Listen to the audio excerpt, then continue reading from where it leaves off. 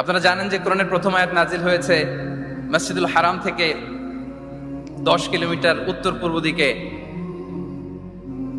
জাবালে নূর আছে, একটা পাহাড়, 634 মিটার উঁচুতে একটা কেইভ আছে, গারে হেরা। ওই হেরা গুহায় শুরু হলো কোরআনের এই নাজিল হওয়ার প্রক্রিয়া। এরপর রাসূল সাল্লাল্লাহু আলাইহি ওয়াসাল্লাম মক্কা থেকে মদিনায় গেলেন, সেখানেও নাজিল হতে লাগলো। এই কোরআন কখনো নাজিল হয়েছে ঘরের ভেতরে,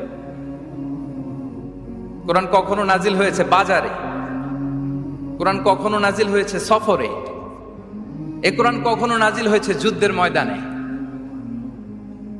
এই কোরআন কখনো নাজিল হয়েছে আল্লাহর আরশে। তার মানে রাসূল যেখানে, কোরআনও সেখানে। কতটা ইন্টারেক্টিভ কিতাব!